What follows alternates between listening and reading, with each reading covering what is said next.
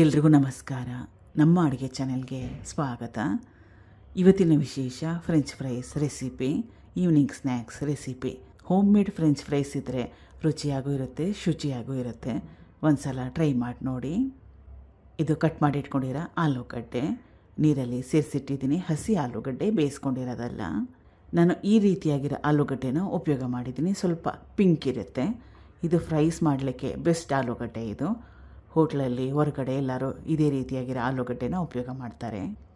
ಆಲೂಗಡ್ಡೆನ ಸಿಪ್ಪೆ ತೆಗೆದು ಈ ರೀತಿಯಾಗಿ ಕಟ್ ಮಾಡಿ ಇಟ್ಕೊಂಡು ನೀರಲ್ಲಿ ಸೇರಿಸಿಟ್ಟಿದ್ದೆ. ನೀರಿಂದ ತೆಗಿತಾ ಇದ್ದೀನಿ. ನೀರಿಂದ ತೆಗೆಯುವಾಗ ಸಂಪೂರ್ಣವಾಗಿ ನೀರನ್ನ ತೆಗೆದುಬಿಡಬೇಕು. ನೀರಿಂದ ತೆಗೆದ ಮೇಲೆ 2-3 ಚಮಚದಷ್ಟು ಕಾರ್ನ್ ಫ್ಲೋರ್. ಇದು ಕೂಡ ಎಲ್ಲ ಅಂಗಡಿಗಳಲ್ಲೂ ಸುಲಭವಾಗಿ ಸಿಗುತ್ತೆ. 1-2 ಚಮಚದಷ್ಟು ಅಕ್ಕಿ ಹಿಟ್ಟು. ಸ್ವಲ್ಪ ಅಕ್ಕಿ ಹಿಟ್ಟು ಹಾಕೊಳ್ಳೋದ್ರಿಂದ ಕ್ರಿಸ್ಪಿನೆಸ್ಸು ಚೆನ್ನಾಗಿ ಬರುತ್ತೆ. ಎಣ್ಣೆ ಕೂಡ ಜಾಸ್ತಿ ಇರಲ್ಲ. ರುಚಿಗೆ ತಕ್ಕಷ್ಟು ಉಪ್ಪು ಹಾಕ್ಕೊಂಡ್ಮೇಲೆ ಚೆನ್ನಾಗಿ ಕೈ ಆಡಿಸ್ಕೊಂಡ್ಬಿಡ್ಬೇಕು. ಆಮೇಲೆ ಇಮ್ಮಿಡಿಯೇಟಾಗಿ ತಕ್ಷಣವೇ ಫ್ರೈ ಮಾಡ್ಕೊಬೇಕು, ಇಲ್ಲಾಂದರೆ ನೀರಿನ ಅಂಶ ಜಾಸ್ತಿ ಆಗುತ್ತೆ. ಉಪ್ಪು ಹಾಕಿರ್ತೀವಲ್ಲ, ಅದಕ್ಕೋಸ್ಕರವಾಗಿ. ಎಣ್ಣೆ ಚೆನ್ನಾಗಿ ಕಾದಿದೆ. ಒಂದು ಸೆಟ್ ಆಗಲಿಕ್ಕೆ 2-3 ನಿಮಿಷ ಬೇಕಾಗುತ್ತೆ. ಫ್ರೈ ಮಾಡ್ಕೊಳ್ಳೋವಾಗ ಹೈ ಫ್ಲೇಮ್ ಇಟ್ಕೊಂಡ್ರೂ ಪರವಾಗಿಲ್ಲ. ಆಲೂಗಡ್ಡೆ ಒಂದಕ್ಕೊಂದೇನು ಅಂಟ್ಕೊಳ್ಳಲ್ಲ, ಬಿಡಿಯಾಗೇ ಇರುತ್ತೆ. ಯಾಕಂದರೆ ಕಾರ್ನ್ ಫ್ಲೋರ್ ಮತ್ತು ಅಕ್ಕಿ ಹಿಟ್ಟು ಹಾಕಿರೋದ್ರಿಂದ.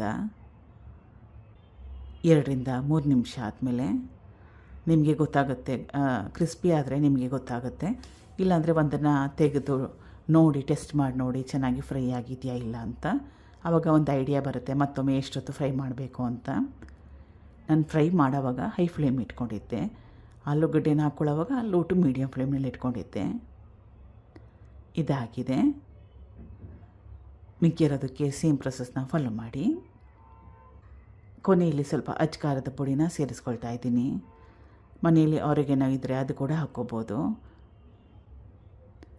ಈಗ ಗರಿಗರಿಯಾಗಿ ಸೂಪರ್ ಟೇಸ್ಟಿಯಾಗಿ ಹೋಮ್ ಮೇಡ್ ಫ್ರೆಂಚ್ ಫ್ರೈಸು ರೆಡಿಯಾಗಿದೆ. Thank you for watching. ಧನ್ಯವಾದಗಳು.